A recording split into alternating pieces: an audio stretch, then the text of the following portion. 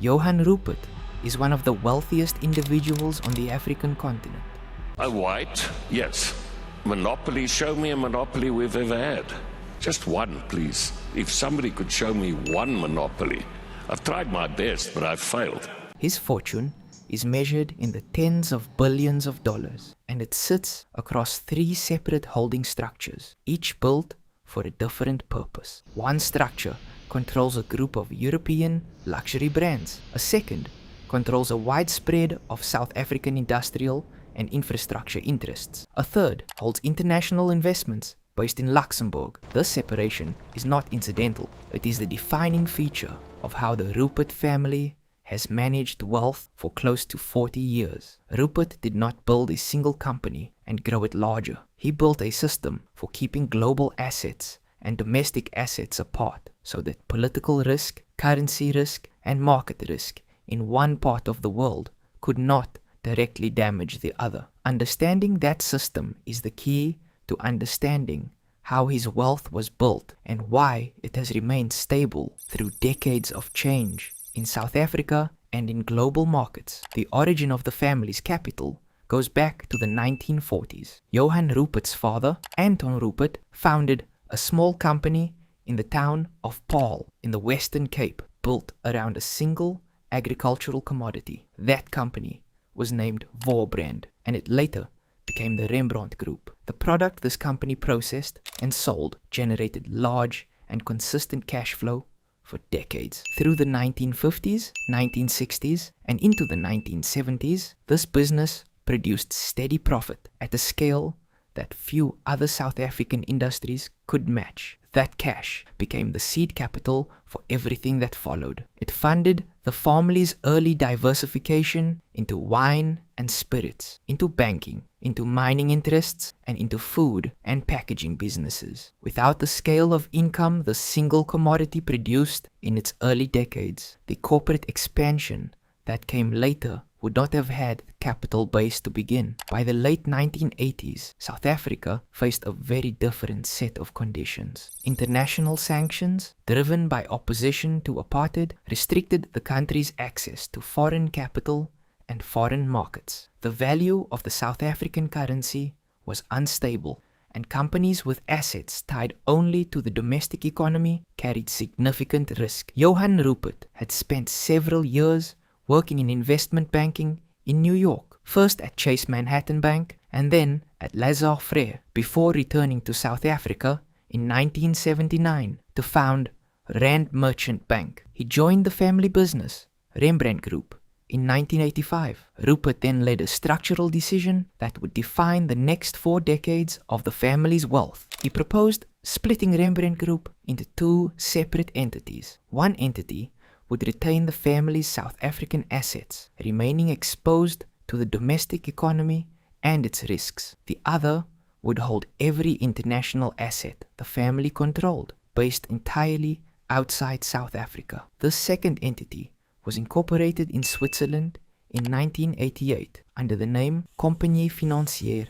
Richemont. It was listed on both the Swiss Stock Exchange and the Johannesburg Stock Exchange. The effect of this split was to fully insulate the family's global businesses from South African currency devaluation, from sanctions-related trade restrictions, and from the broader economic uncertainty of the apartheid era's final years. Whatever happened inside South Africa's economy from that point forward, the international assets held through Richemont was structurally protected from it. Once Richemont existed as an independent Swiss company, Rupert pursued a specific growth strategy. Rather than building new consumer brands from scratch, he directed the company to acquire long-established European luxury houses, each with decades or centuries of brand heritage already built in. Richemont acquired Cartier in the early 1990s, followed by Vacheron Constantin and later Van Cleef and Arpels. Over time,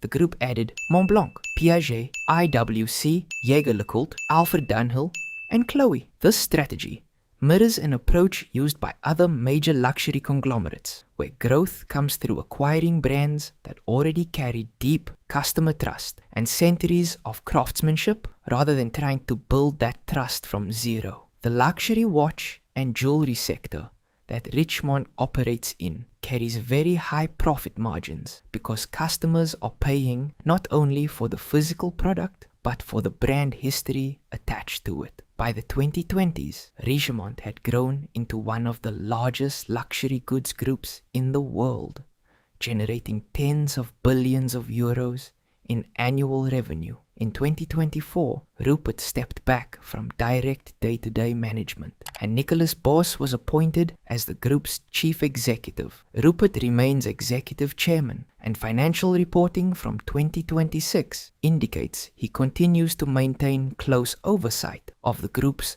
strategic direction, attending management meetings rather than operating at arm's length in a purely non-executive capacity. While Richemont grew as the international arm of the family's wealth, the domestic South African assets evolved along a separate path. In the year 2000, the original Rembrandt Group was restructured again, forming a new holding company named Remgro. Remgro operates as an investment holding company. It does not run the day-to-day operations of the businesses it invests in. Instead, it takes large minority ownership stakes in a wide range of companies and uses that ownership to influence governance and long-term strategy through board representation. The ANC Youth League is a dead organization today because Rupert gave that instruction. And then we were attacked by the WOGs and the SARS and all that. Rupert controls SARS. There is a unit in SARS called Johann Rupert. They are called in Afrikaans because they are predominantly white.